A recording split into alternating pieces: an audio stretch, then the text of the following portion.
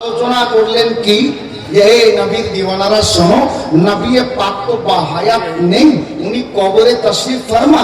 তো আমরা এখন করি তো করি কি?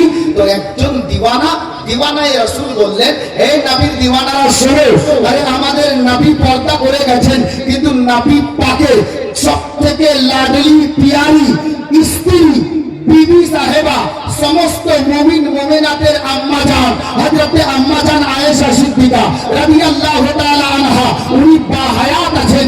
চলেন আম্মা জানের নিকটে যাব।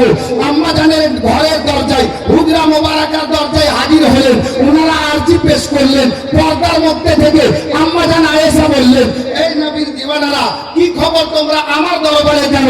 ওনারা বললেন, ওগো আম্মা জান আয়েশা, আমরা বড় মুশকিলে পড়েছি। মদিনায় পানির অভাব দেখা গেছে, পানির অভাবের কারণে আমাদের অনেক অসুবিধা হয়ে গেছে।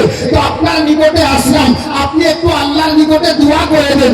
আপনি নবীর ওয়ার্ধাঙ্গিনী সিদ্দিকে আকবরের লাডলি দুলারি বেটি, নবী পাকের লাডলি দুলারি জাওজা স্ত্রী আমাদের আম্মা জান, আপনি দোয়া করে দেন। আম্মা জান আয়েশা বললেন, এই নবীর দিওয়ানারা শোনো, এই নবীর সাহাবীরা শোনো, আমি আয়েশা দোয়া করছি না, তবে তোমাদেরকে পরামর্শ দিচ্ছি। তোমরা একটা কাজ করো, নবী পাকের রওজা মোবারকে যাও, কবরে আনোয়ারের পাশে যাও, নবী পাকের নিকটে ইজাজত তলব করো, উনাকে বলে দাও, আর বলে নিয়ে নবী পাকের কবরে আনোয়ারের সোজা করে আপনার গুম্বাদে খাজরার উপরে একটা খেজুরের পাতা টেনে এতটা ছিদ্র করে দাও যেন কবরে আনোয়ার থেকে খোদার আসমান থেকে ডাইরেক্ট কানেক্ট হয়, দেখতে পাওয়া যায়। সাহাবীরা তাই করলেন।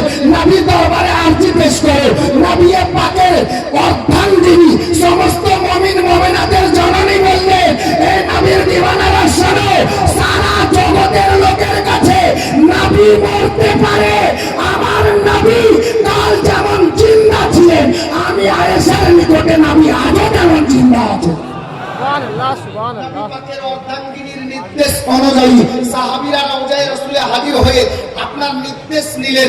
নবী পাককে বললেন, ইয়া রাসূলুল্লাহ, বেয়াদবি ক্ষমা করবেন, রওজায়ে রাসূলের উপর থেকে গুম্বাদে খাজরা একটি খেজুরের পাতা অল্প করে টেনে দিলেন।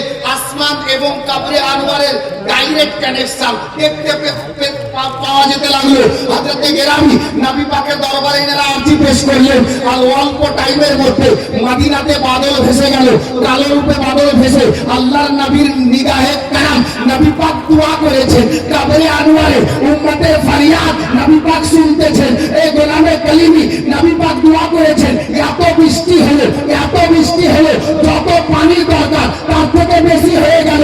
আর নবী পাকের দিওয়ানারা আম্মা জান আয়েশার নিকটে গেলেন, গিয়ে ফরিয়াদ করলেন। আম্মা জান আয়েশা বললেন, আবার যাও গিয়ে নবী পাকের গুম্বাদে খাজরা ওই ছিদ্রটাকে বন্ধ করে দাও, দেখবে পানি বন্ধ হয়ে যাবে।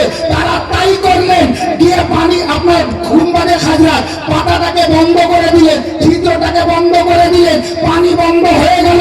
বুঝতে পারা গেল নবী দুনিয়াতে থাকা অবস্থায় উম্মতে মুহাম্মাদী নিজের উম্মতের ফরিয়াদ যেমন শুনতেন, কবরে আনোয়ার থেকেও নিজের উম্মতের ফরিয়াদ নবী শুনেন। জোরে বলুন, আমাদের নবী জিন্দা নবী।